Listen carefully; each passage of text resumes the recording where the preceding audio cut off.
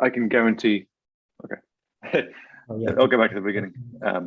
I can guarantee that they're probably not doing any of those. Absolutely. So we're actually starting the live stream. We'll actually start the event in a minute, but I'm just letting you know that. Okay. Yeah. I'll go back to the beginning. You must have got I can guarantee that they're probably not doing any of those. Absolutely. So we're actually starting the live stream. We'll actually start the event in a minute, but I'm just letting you know that. Is that coming from you, I'll Steve? go back to the beginning. You must have got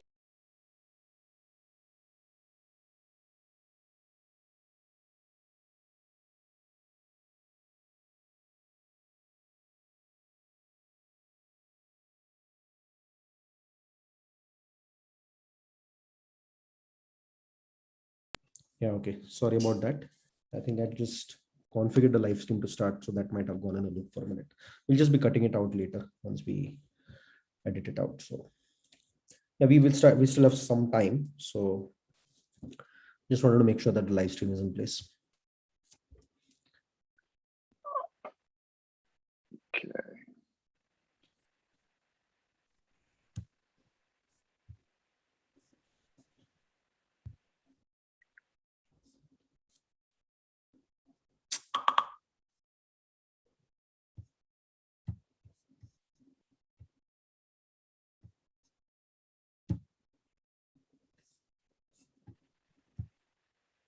Just gonna put something on the screen. That's not good.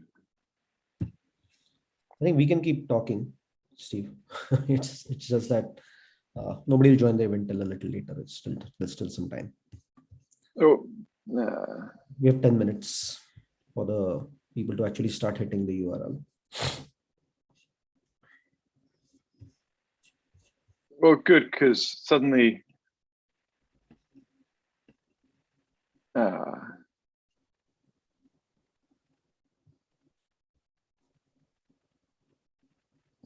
Google Slides has started Behaving weird? Or so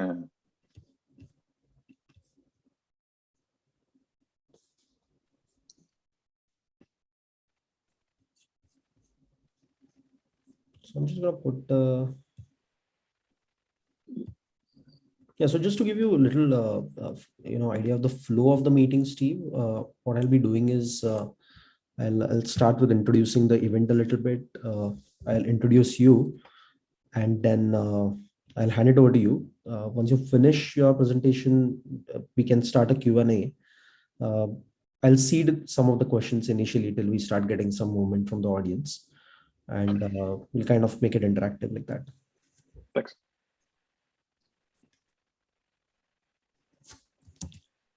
Anything specific you want me to cover, Steve? I mean, in the general flow?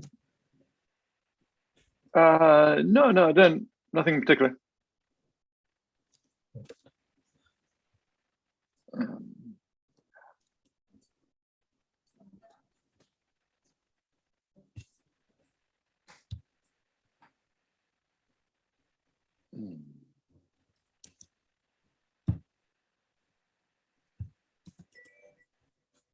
General flow.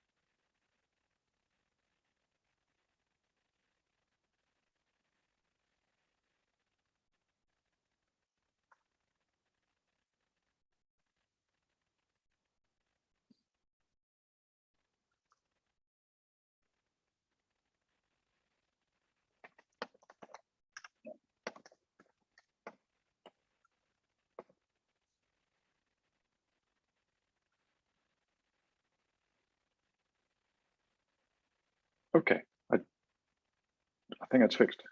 Yeah, all set. I think we just have think around so. 6 more minutes before we can start.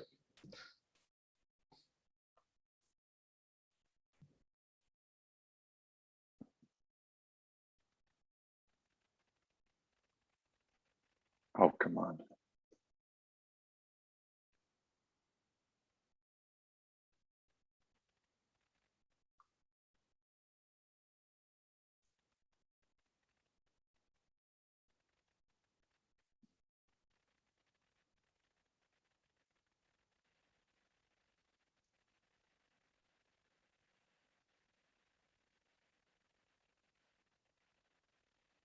Oh,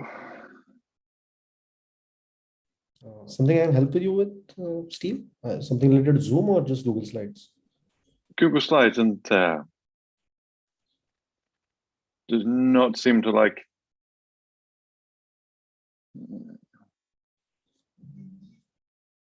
So are you on 2 screens by chance? Because sometimes if you have 2 screens, that could... Maybe that's it. Yes, let me try that.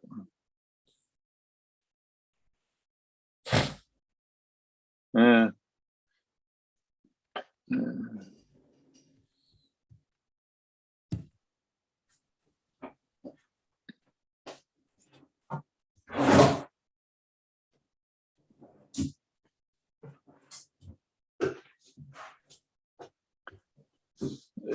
It just doesn't like some logos.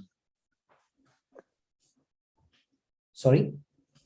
It doesn't like some of the logo files. Oh, okay. So when you go in presentation mode, it's not showing up, maybe? Yeah, it's throwing an error.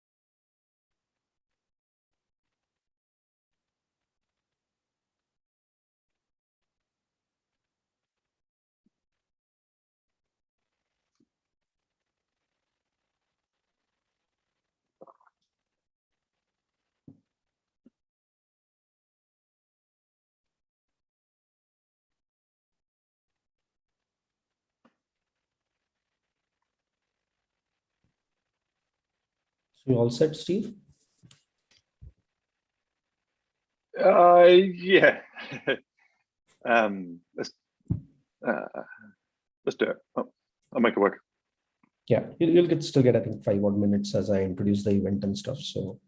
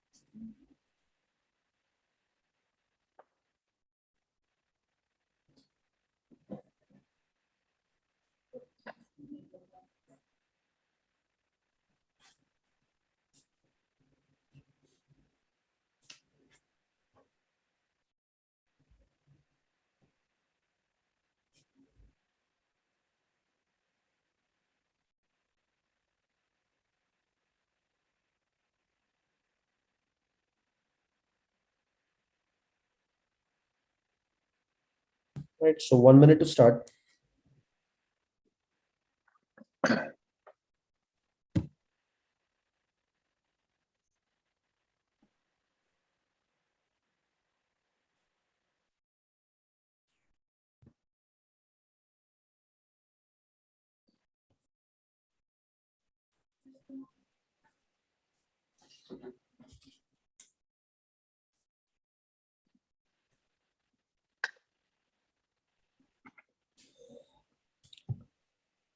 So yeah, it's time to start.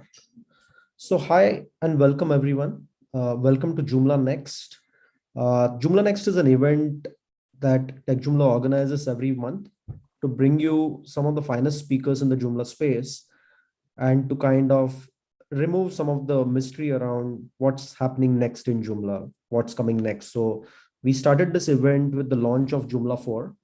And since then, we have had some amazing speakers who have helped us understand and explore what Joomla has to offer. And today, I'm proud to present Steve. Steve has been around in Joomla from a long, long time. You can listen to a lot of his talks. They're out there on YouTube. Frankly, I would say that I've been following Steve very closely for a long time as well. He's built an amazing business around Joomla. He started his journey. Steve. It would be great if you can, besides your presentation, also talk about a little bit about your journey with Joomla and a little bit before what you were doing. And I really like that story. It's amazing, and that would give a lot of people a lot of context to the topic today as well. So Steve, just to introduce Steve, he's from Northport, Florida. He's an alumni of Swansea University, and he's a founder of OS Training. And today he's the CEO of Joomlashack, which has been selling templates and extensions for the Joomla community since 2006. It's one of the cornerstones of the Joomla community, and he's also founder of Publish Press and co-founder of Locktivity and Rollup. Uh, More than 14 years of a professional career with a lot of entrepreneurial pursuits. He's a Joomla evangelist, an entrepreneur. And today, Steve is going to be talking to us about how to keep a Joomla business growing in 2021. So I think this is an amazing topic. A lot of people have been asking those questions. What happens next with Joomla? Will Joomla 4 help kind of Joomla bring in a new audience? And if you are an extension developer or somebody who is building a business around Joomla, whether it is providing services with Joomla or selling extensions around Joomla or templates around Joomla, this is definitely a talk you don't want to miss. And this comes from one of the most successful people I've seen in the Joomla space, who has really had a very nice approach to growing his business. And having said that, I'd like to hand it over to Steve. Steve, are you there? Yes. Hey, Path. Hi. Thank you so much for being with us today, Steve. Oh, you're welcome. I've interviewed you a few times over the years, so it makes a change to be on the other side of the mic. Yeah, and it's a really big pleasure to being interviewing you, Steve. I think we have had a few times where I've been on the other side, and I think this should be a very interesting one, even for me personally, for the Joomla ecosystem in general. Really great to have you. Thank you for agreeing to be here. Yeah, normally when I'm talking with you, it's about rolling out some massive Joomla project to millions of people across the Indian subcontinent. And I don't have anything quite that exciting to talk about today. Um, but I am going to talk a little bit about how you and me and some of our colleagues in the Joomla world do keep our Joomla businesses growing in 2021. Absolutely, absolutely. I think that's an amazing topic that you've chosen and a very relevant one at that. Something very necessary for Joomla in 2021. I think the extension businesses around Joomla have been a keystone to the success of Joomla. So I think for that ecosystem to grow and scale, more and more businesses need to learn to sustain, need to kind of learn from each other so that the entire ecosystem kind of benefits from it. So really excited to hear from you today, Steve. Yeah, some of these things I'm going to talk about today are things I've been preaching to other developers for several years now. Do this, you should do this. Really trying quite hard to convince some other developers to take the advice that I have in today's presentation. Absolutely, absolutely. So over to you, Steve. We will make this session very interactive. We don't have people directly on Zoom. People have joined on YouTube. As of right now, there are around 30 people online. I see that number growing. They're all very excited to hear from you. So I'll hand it over to you from here and we can get started. Awesome. Can you see my screen? Yep, it's up. Cool. I apologize for the slightly funky formatting. You get a preview of the next slides. Hey, Google Slides was objecting to maybe because of two screens, maybe because of a couple of odd images, but Google Slides was having a fit this morning. So I'm going to be talking about how to keep a Joomla business growing in 2021. And at different points, I have some questions for the people in the audience. I'm interested in the opinion of the Joomla community at large. So at different points, I'm going to throw out the questions. And Parth, you said you might be able to take a look at the YouTube comments and maybe read them back if people are able to comment? Absolutely. I'll be doing that. Awesome. So this particular topic, the title, almost has an acknowledgement in the title that it's not easy to keep a Joomla business growing in 2021. I think there's an entirely separate conversation to be had about Joomla's growth. And I'm not going to try and get much into that today. If you're complaining about X feature not happening or Y not being added to the core, this is not really going to be the conversation for you. I'm going to be focused pretty strictly on people who are running businesses in the Joomla space and how they can keep their motor ticking over in 2021. And I did slightly modify this presentation in the last few days because there have been a couple of Joomla companies that have closed. They've shut their doors. You go to their website and you'll see a notice on the screen. We're closing. We're done. Sorry, goodbye. And I'm curious, Parth, this might be a good question for you or maybe for the YouTube audience. We are always interested in acquiring Joomla companies. And I know there are quite a few other Joomla companies out there who are willing to take on extensions or templates or products. So my question is, why did these Joomla companies suddenly close overnight? Why are they not being acquired? Why are they not being taken on by new developers? So if we have any comments about that in the YouTube section, I'd be curious. Parth, I know you've actually, like us, you've actually kicked the tires and listened to some of these developers who have closed. Do you have any insight into why they ended up just closing rather than being acquired? Definitely, I'll try to give you some insight from few that I talked to. So one of the things that when people approach us, with a proposal where they want to get acquired, there are some questions that we typically ask us, and typically they talk about recurring revenue. They talk about how many customers do they have that keep coming back. So basically, what are their renewal rates and so on. So typically, when we pass on an opportunity like that, it typically means that the liability of taking it on is much higher than the benefits it will bring. Because one of the things about inheriting a company, whether you pay for it or not, is that there is a promise to keep to the customers of being able to keep rolling out releases, and rolling out releases needs money. So what we basically check is that is there sustainability in that business? If it's not there today, does it at least have the promise of sustainability based on the numbers? And what we found till now mainly is that the numbers don't add up.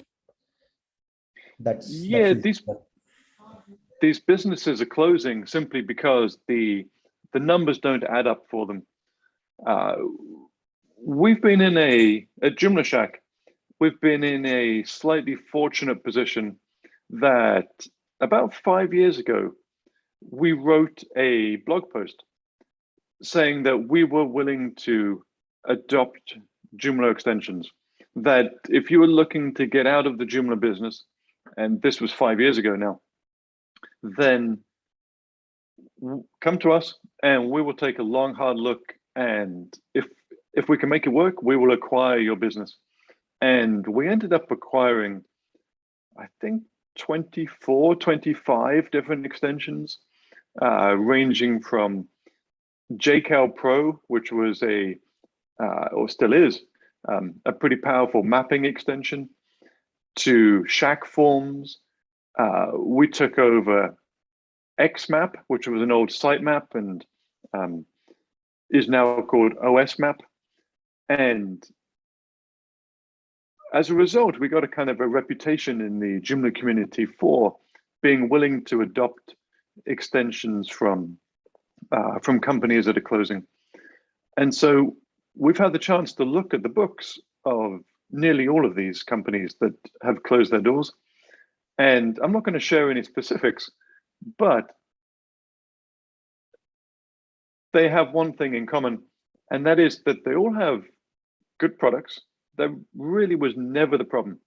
They all had good developers behind them, and particularly the products that we took on, the ones that we chose to take on, they had some excellent products. We'll take that product, we can make something of it, but by and large, the companies that are closing their doors ended up with no revenue. And by no revenue, I'm talking like just hundreds of dollars a month, just very little left in terms of actual income. There was not much to sustain them. And we've been there. We took over Joomlashack in 2016, and Joomlashack was in a similar position. It was making just a few $100s a month, and the owner at the time thought it was just better to close Joomlashack rather than try and keep it going. We were a little too stubborn for that, and we managed to turn it around largely through acquiring these different products. So we've been there. This isn't a new problem. Joomla companies have been coming and going for years. There was a very good chance that Joomlashack would have been one of these companies back in 2016. So it's not uncommon for companies with good products to end up with just no revenue and nothing worth acquiring. But it is possible to make money in Joomla in 2021. And there are companies out there that are making it work. Now, I'm not saying they're making millions of dollars or that people are rushing in to acquire them, that they're getting big offers thrown at them. But these are companies who are able to stay in business, to keep growing. I would say, for context, that for some of these companies, growing 5% every year in 2021 is a good outcome. That you keep your staff employed, you keep the products going, you keep the customers happy, and you get a little bit of growth. Some of these companies may be growing a little faster, but it is possible to make money in Joomla in 2021. So I'm curious, these are names that a lot of people in the Joomla community know. What is it that these companies do well? I'll put that out to the YouTube audience if they have any comments. Yeah, We're and looking at companies like... We do have some answers that have come from the audience, Steve, for your earlier question. So maybe if you can repeat your current question, and while the audience ponders and shares on that, I'll kind of share what we have on the chat right now. Sure thing. So my first question was about the unsuccessful companies. Why are they just closing their doors? Why are they being acquired? What kind of answers did we get for that question? Yeah, so what we have here is that, so one of the comments we have is that they can't find evolution because the Joomla ecosystem is too narrow nowadays. That's one of the questions. One more answer I see is that I saw that and wondered the same thing on the JD forum. He did mention that I had reached out to other entities, but it was odd that another company did not pick up. So this, I think, is about Joomdev. And yeah, I think the only answer we really have to your question is that the Joomla ecosystem is too narrow. Others are comments about the Joomla dev guys shutting down. But this could be a good thing to comment on, Steve, that the Joomla ecosystem is too narrow for growth.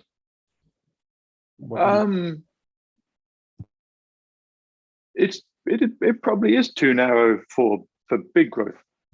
There are, say, products in the WordPress space which are growing to 1 million, 3 million, 5 million users, and you're not going to see that growth in the Joomla space anymore. So we're not talking about hyper growth. We're not talking about massive growth, but we're talking about the ability to make money, to employ staff, to keep the products going, and to I think for quite a few of these people who are running, say, Peter from Regular Labs, or Nick from Akiba, or Vic from Watchful, looking at the ability to pay your staff, take home a nice paycheck, and grow your business at the end of each month. So we have some successful companies on this list. Joomshaper have an excellent page builder. Regular Labs have a suite of really useful plugins. Akiba has extensions which, according to some stats, I think are installed on 80% of Joomla sites. You guys at Techjoomla rolling out some massive projects across India. Apart from having a blue and black logo, which seems to connect a lot of these companies, do we have any suggestions in the YouTube audience for what these companies that are making a success of it are doing well? So there is one answer from Jeff Wilson. So one thing is that they're working with both WordPress and Joomla, and WordPress widgets are often much more expensive and have shorter support periods. Yeah, Cloud Access, I think, has some WordPress. Akiba has tried some WordPress. My Sites, I think, supports WordPress. Watchful supports WordPress. Watchful is the one I'm most familiar with. I know there's still 90% Joomla there. Yeah, maybe for their future growth, at least, having some WordPress helps. But I've picked these companies because I think they do make the vast majority of their revenue in Joomla still. Yeah. So so there's one more. Yeah. So I have Megan saying blue and black is a good spot, the common one. Yeah. I'm looking at Joomlashack at this list. We've got our logo at the bottom there, and I'm glad we have a little bit of blue in our logo. We fit in there. So at least my answer to the question that I posed, what do these companies do well, is three things. They have recurring revenue, they have higher prices, and they have good communication. And not all of these companies do all of those things. You may find one of those companies maybe has recurring revenue and good communication. I'd say that Joomlashack fits in that space, that we don't necessarily have higher prices, but we do have two of those three things. You could take Regular Labs. I think Regular Labs are similar. They have recurring revenue. This was something I bugged Peter from Regular Labs to do for a long time. He has recurring revenue and he has good communication. You'll always see him talking with customers on his forum, or you can find him on Twitter regularly.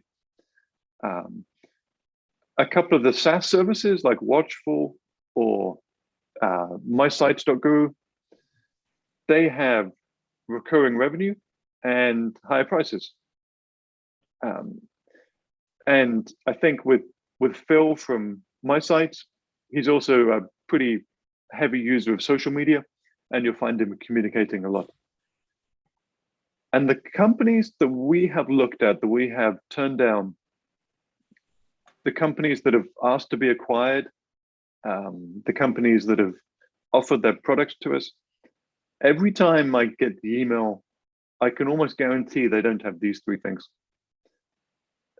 Like clockwork, I open the email, no recurring revenue, check. Low prices, check. Last update on their blog post, so October 2018, check. So if you want to grow a Joomla company and be successful in 2021, it is possible if you do the basics right.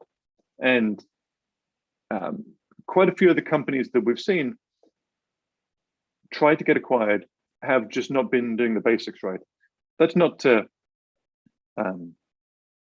speak negatively of them. I think most of them are developers first rather than business people, or maybe it was a side project for them. But it is a tougher world now for Joomla companies in 2021. And if you are not doing the basics right, you are going to get found out much more easily. So I have You do have some, so I think before you move on, Steve, there's some interesting comments I'd like to share from the YouTube chat. Go for it. Nicholas Oliver is talking about ACY Mailing, which is a French company, which Great example. I think they have a very good, I think again, they tick those boxes, recurring revenue, and they are in the WordPress and Joomla space. Yeah. Jeff Wilson is saying is that generally WordPress developers are charging more per product, therefore it is more income. Yes. We have Hamid Reza saying that necessarily the price of the extension might not be affecting these failures. We have one more comment from James who says that do you think a lot of these are not exclusively in the Joomla space but have market in a spectrum of services and areas? And we have Jeff. Some of the ones that have closed are kind of offshoots of agencies, and they're not entirely focused on the extensions, which may partly explain why they're able to let go, because they have other sources of income. But AC Mailing is a great example. I should have added that to my original list. Yeah. So let me talk about recurring revenue first, because it is probably the absolute cornerstone of having a successful business in 2021. This is a chart of Joomlashack's revenue every month in 2021. Does anyone want to have a guess what the different colored bars are? What do you think the dark green and the light green indicate on those revenue charts? So say we make more than this, but so we make $10,000 a month. Each of these charts, each of these bars is $10,000. Do we have any guesses as to what the dark green portion or the light green portion is? I'm guessing it's total revenue versus recurring, light showing total versus green showing recurring out of that. Almost, yes. So the whole chart is our revenue. So that's why the that's why the October chart is a little short, because it's October 27th today. I took the chart a couple of days ago, so October is not yet finished. But the light green is our new income each month. And the dark green is the recurring revenue. So I'd say probably on average about 80% of our revenue comes from recurring revenue. And only 20% is from new sales. Yeah, one more company to add to that list probably, Steve, is Stack Ideas. Oh yeah, that's a good example too. Yeah, if I give this presentation again, I'll have some more good examples. So yeah, recurring revenue makes up at least 80% of our monthly income on average. And we've seen figures from people who ask their customers to renew each year, and there's just a massive drop-off compared to actually having recurring automatic subscriptions every year.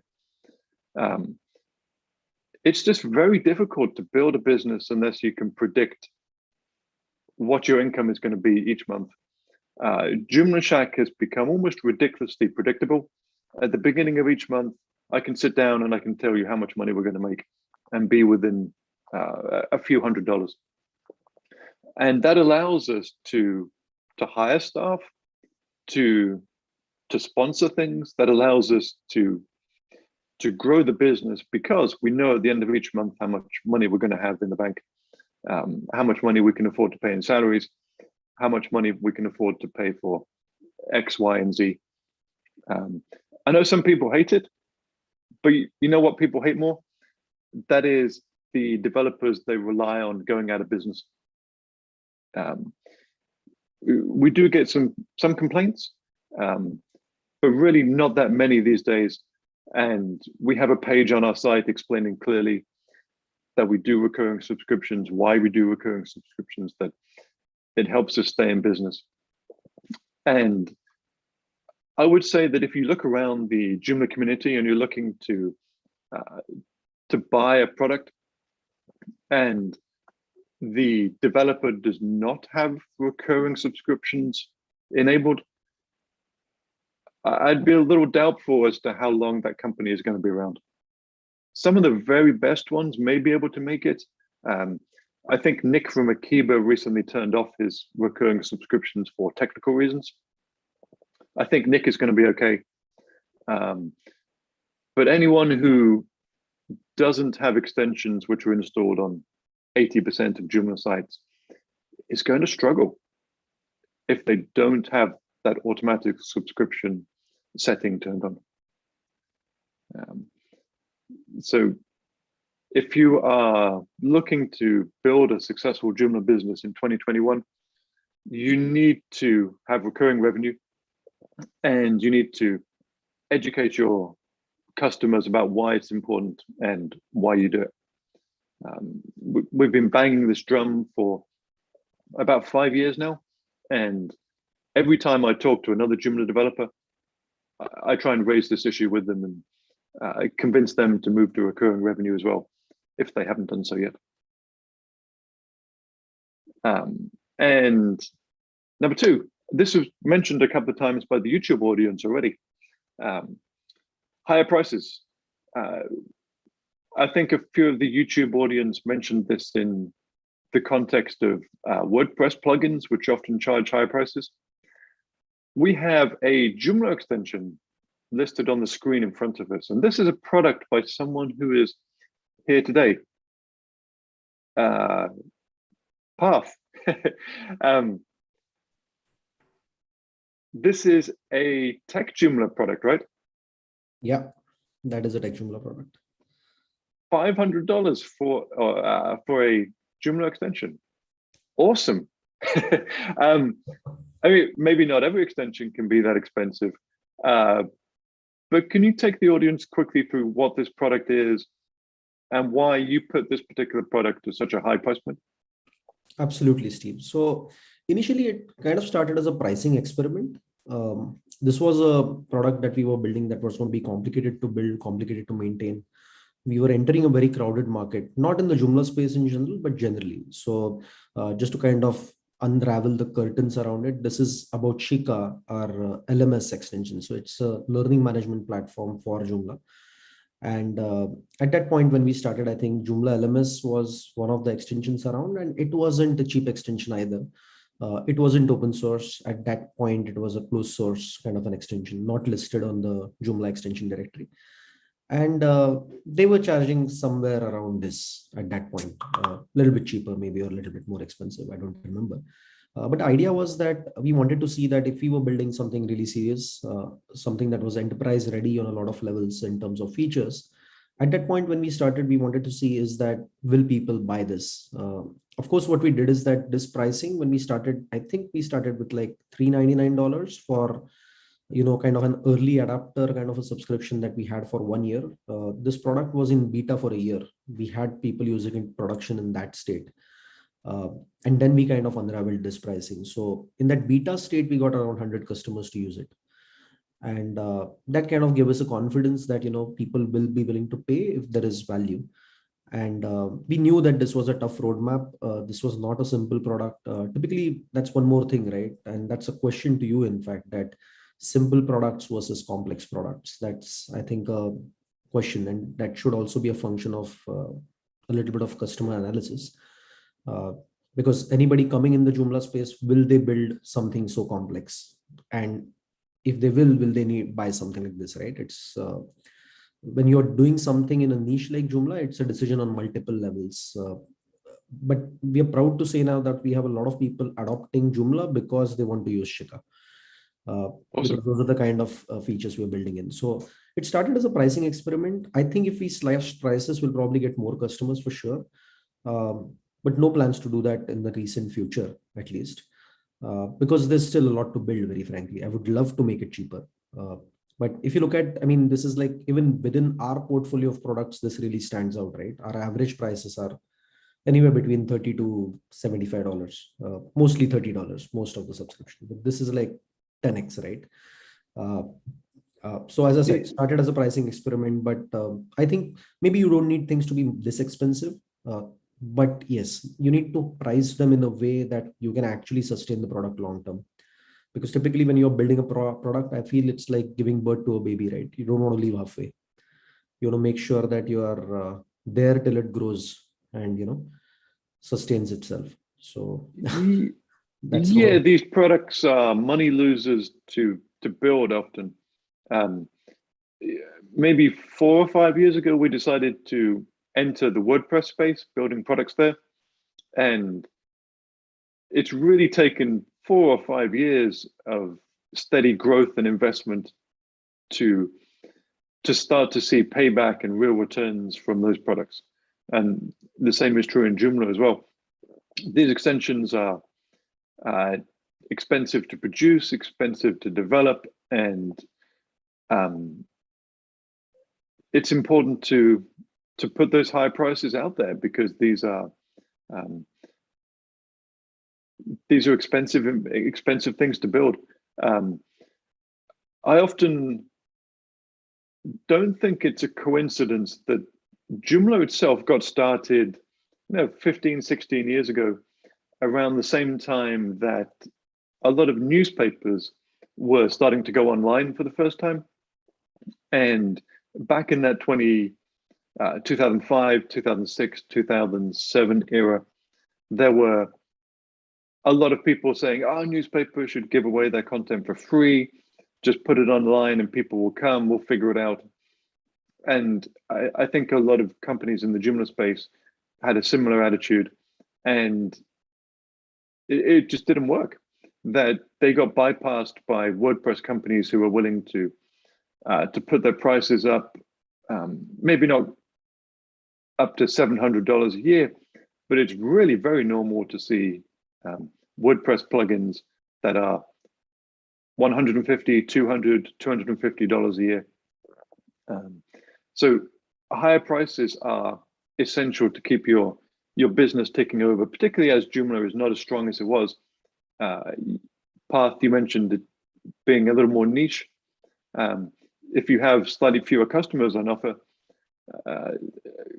slightly fewer customers that you can actually attract, then you can't go mass market necessarily. You need to go a little bit up market instead. And then the third thing is good communication. Some of those companies that we mentioned earlier really do a very good job of talking with their audiences. I think Path, you are a great example with the work that you do, putting on different sessions, putting on different talks. Quite a few of the Joomla companies that are successful are very active on social media, at least their CEOs or main developers are. And here at Joomlashack, I've basically talked with our guys who are the developers and said, we need to do two things. We need to survive the Joomla 4 transition by getting our extensions ready, number one. That's your job. And number two, communicating almost constantly with our customers. We have a very active Facebook group and we post in it every day. Literally every day you will see something from the Joomlashack team in there. So if someone is wondering whether they should spend their money at Joomlashack, are we around? Yes, we're around every day. You post a question, you'll probably get an answer in the Facebook group within a few hours. And we send a newsletter every week. Even if we don't necessarily have anything completely fresh to say, we'll recycle something useful, put a new spin on it. Once a month, we do a roundup of all the news in the Joomla community. And people seem to really love that. Just finding, 15, 20 useful links from other sites and showing them in a newsletter. And it's been reassuring. A lot of people have said, oh, I haven't heard from the other companies. Let me spend my money with Joomlashack instead, because I know you're here, I know you're active, that I can trust you to update your products for Joomla 4. And so these are the three cornerstones that I recommend people follow to keep a Joomla business growing in 2021. Don't have to follow all three. Even a couple of these are good enough, but for the businesses that just close, but just go out of business, I can almost guarantee they are following none of them. And there is I think a slight knock-on effect from these core principles as to what kinds of things are going to be successful over the next few years in the new Joomla 4 world. If you're thinking about services or products that are going to attract recurring revenue and higher prices and are going to enable you to put out some good communication around them, then something like templates are unlikely to fit that mold. I think what you've seen is quite a lot of template companies going out of business. They've struggled in the WordPress side of things too. We hear quite regularly complaints from theme builders in WordPress about the market being saturated or it being very difficult to sell their products. We are on the fence at the moment about whether to update the Joomlashack templates for Joomla 4, because about 95% of our revenue comes from extensions. Path, you were talking about the slightly more complicated products. That's what people are willing to pay for. They're willing to pay for the LMSs, for the shopping carts, for calendars, for photo galleries. They are willing to pay on a recurring basis because it's important to their business, and they're willing to pay higher prices as well. Something like a template, people seem not to value. They don't want to pay again the next year because most likely you haven't really made any significant changes in the course of the year. And they seem accustomed to paying $30 for a template. Whereas quite a few of the companies on our successful Joomla companies list are extension developers, and quite a few of them increasingly are offering SaaS services. We had Watchful, we had MySite. I think there's one called Backup Monkey as well, which seems to be doing well. We had Cloud Access. As the templates start to fade as a source of revenue, you will see extensions and SaaS services start to become the strongest companies in the Joomla ecosystem. And so I think these three principles apply for extension developers, for SaaS companies, and they apply for agencies as well. If you're a Joomla agency selling web services, there are absolutely ways in which you can get recurring revenue from your customers, in which you can consider putting your prices up, and in which you can communicate regularly. These are not particularly new principles, but in the wake of seeing these companies closing recently, I think it's worth looking again at these principles, seeing how closely that our companies are sticking to them if we plan to be in business for the next few years. Now, following these three things are not going to be a guarantee of success, but not following these is almost certainly going to be a guarantee of failure. So I do think it is possible to keep growing a Joomla business in 2021. I came into this presentation with a list of about 10 companies that I know are doing well and growing, and the audience were able to throw out some more. It is possible to keep a Joomla business growing in 2021. If you have any follow-up questions, please do put them in the comments section here on YouTube, and I'm kind of taking my own advice on good communication, you can join our Facebook group, and I'll be posting resources from here, and also posting some follow-up questions for our audience there too. So Parth, thanks for having me. I think I've taken up the bulk of my presentation time. So if you have any questions in the YouTube chat, I'd love to hear them. Absolutely, absolutely. So everyone, please keep the conversation flowing and keep the questions flowing. There have been some very interesting chats here. I think this has been one of the most interactive sessions we've had. Really good conversation in the YouTube chat. I think people are talking about why some of these companies have closed down at this juncture. Maybe Joomla 4 coming in and the effort needed to shift over is maybe something that triggered it. You did talk about, you talking to your team that what are the two things you need to do? One of them being, to kind of survive the move, right? So to say. And I think Megan has some interesting stats here that already with 30 million plus downloads of Joomla 4, it doesn't look too bad. I mean, in the sense that things are looking up. It's not that the world is all dark. I will admit to being nervous. I think any Joomla company that was paying attention was nervous about the Joomla 4 upgrade. So far, touch wood, we haven't seen any significant problems with our revenue, with our customers. For several years now, the number one reason that people cancel at Joomlashack is because they're moving their platform to WordPress or somewhere like that. but the rate of that has not really changed. I think the Joomla 4 upgrade is manageable for Joomla companies, and if you're on top of things, you can make the move. But sure, are there companies that may have hung on a little bit longer?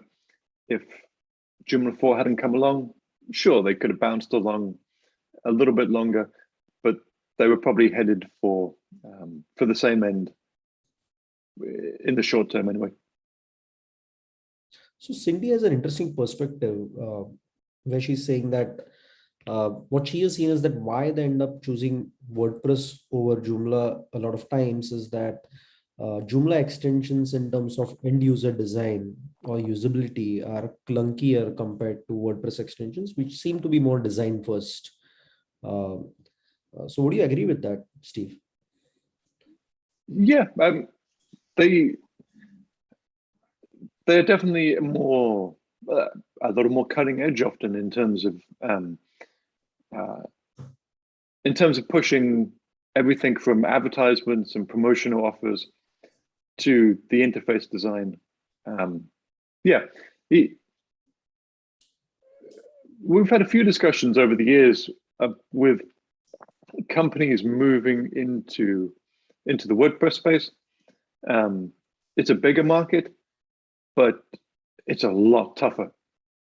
For every space you try and enter, there are 10, 15, 20 well-financed, strong competitors with good user interfaces, good documentation, large user bases. Path, if you were to move Shika to WordPress, you'd move from being like easily one of the top 1 or 2 Joomla LMSs to being a tiny fish in a massive pond with some huge competitors. So yeah, the WordPress plugins are generally better. They have a bit more money, maybe some more talented designers. And yeah, I'm not going to. I'd probably agree with that YouTube commenter. Yeah, I think Joomla has been more of a developer baby, and WordPress has always been more of a designer's. We have always had more designers adopt WordPress. Of course, over the years, Joomla has become so much more flexible. So you can really achieve a lot of flexibility in design while maintaining a good code base. But yeah, I think because a lot of the traditional WordPress audience has been designers, I think that I'm sure has an effect as well. Yes, I think that is maybe changing a little bit. Yeah. I talked in the presentation about how themes and templates in general are